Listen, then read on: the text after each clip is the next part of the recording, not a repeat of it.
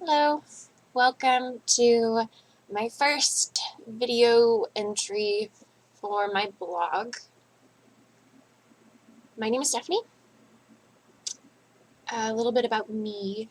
I currently live in the Phoenix area, although up until a couple years ago I lived in a really small town in Illinois. I'm 24. I'll be 25 soon. I am engaged to the guy who's usually sitting at that desk over there, but he's at work right now. And I also recently lost my job. And so after that happened, I was kind of looking for things that I could do from home to make money. And so after searching a million different things, write a blog came up. And so I, of course, Googled how to have a famous blog. And I read through some of the different tips and things that they had. One of the things it said that was really important was to have your blog be focused on a topic that people care about. People are going to be interested in and want to read, but don't write the same thing that everyone else is writing. So originally, I was going to make a blog about teaching drama and theater to kids. I currently teach creative drama classes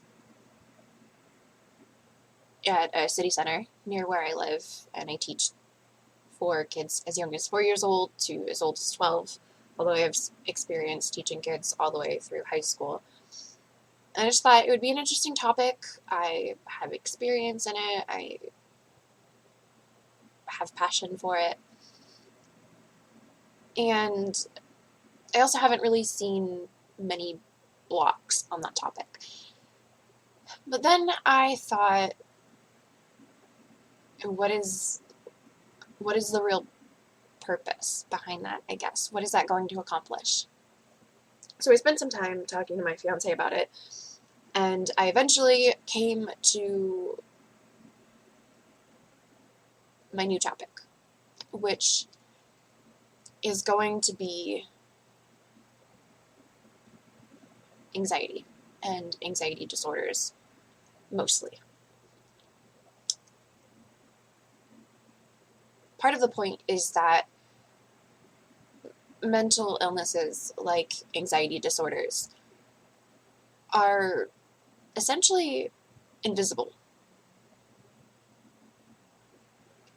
You can't look at somebody and know that they have an anxiety disorder.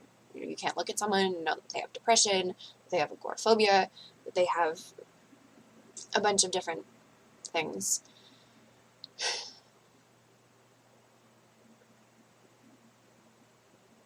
So something else that was said in blog writing tips is to write about something that you are some degree of an authority on. So what makes me an authority on anxiety?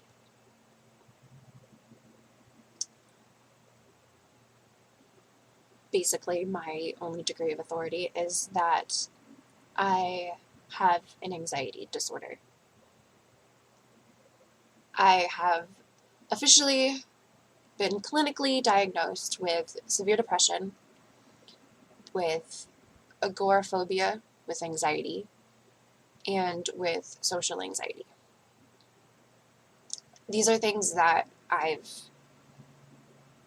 believe that I've been dealing with for most of my life, although it was only about a year ago that I was actually diagnosed with them when I saw a psychiatrist for the first time.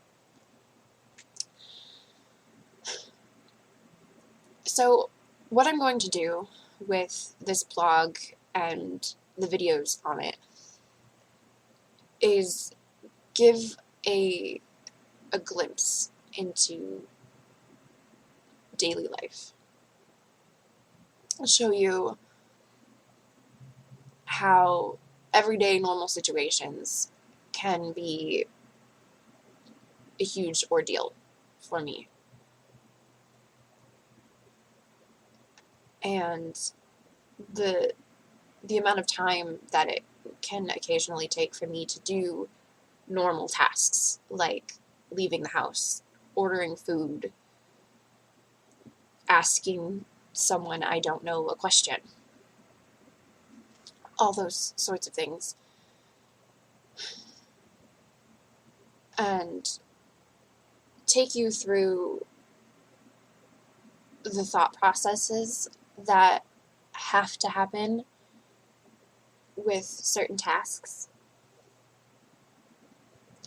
I also plan to eventually show you a panic attack, a real one. I have asked my fiancé and he has agreed to record one eventually. Just, whenever it happens, just have him, grab his phone and capture it so that people can see what one looks like. On that note, I do want to insert a caveat that I am not at all saying that the experiences that I am going to display and explain to you are, this is what these things look like. Symptomology varies greatly between people. So the way that I handle panic attacks, the way that panic attacks look for me, could be very, very different from the way that somebody else does. So don't look at this and think, well, that's what a panic attack looks like, and so unless this person shows exactly that, then it's not a panic attack. It's not that at all. The best I can do is show you what things look like for me, because I'm only an authority on me. I am also going to do my best to be extremely candid about everything. I will try to, I won't edit out things that might happen while I'm recording that are typical things that happen to me just daily. If I start to have rushing thoughts, sporadic thoughts, or extreme negative thoughts, I'll try to share those. Yeah, and I'll keep editing to a minimum so that everything can be very real. I don't plan to embellish. I don't plan to romanticize or try to make things more extreme than they are. Sometimes my panic attacks last 15 seconds. Sometimes they keep going for 15 minutes. So my purpose isn't to show you the worst of it and make anxiety disorders seem like they are the worst thing ever all the time. So I'm not just going to show the extremes. I'll show the little things too. And I guess speaking of being candid, I will show you that right now I'm scratching my arm. My fiance's going to watch this and he's going to kill me. But that's something I do. It's like a coping mechanism, I guess. It's something I do when I start to feel particularly anxious. And now that I'm thinking about it, I'm going to try to stop. It's subconscious, usually. I might notice it, but for the most part, somebody has to point it out to me that I'm doing it. And it's a means of pulling myself out of my own head.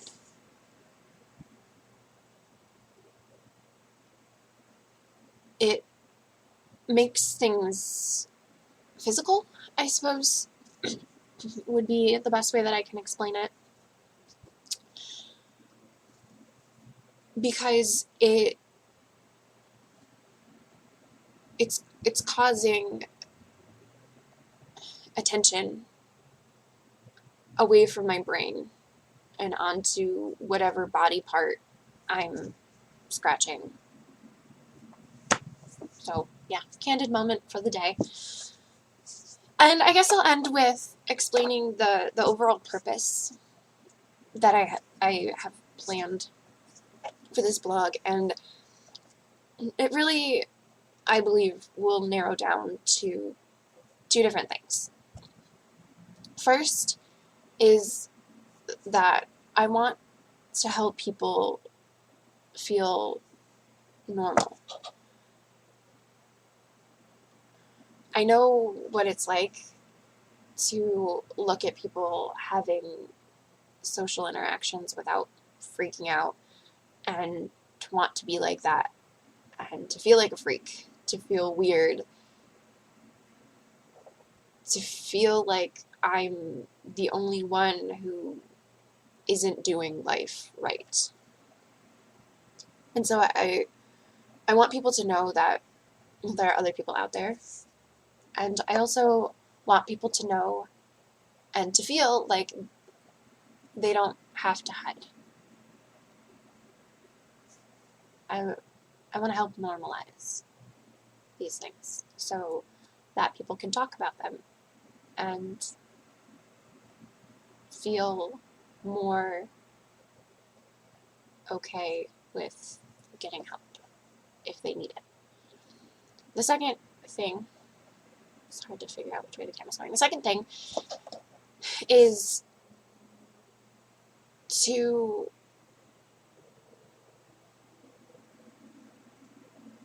be a voice, I guess, and help people understand what these disorders mean for the way people live their lives. And, maybe you don't suffer from them, but you have friends who do, family members, and you're supportive, but maybe you don't understand completely what is going on in their heads, or you don't understand how they can be scared of something, but at the same time know that their fear is illogical. Kind of. I suppose it'll make more sense as I make more posts. But yeah, that about sums up the introductory-ness stuff. Thanks for watching. I hope that you'll continue to watch and to learn. I love questions, so feel free to ask if anything comes up, or concerns, anything like that. You can visit my Contact Me page to get in touch, and I hope to see you back. Bye.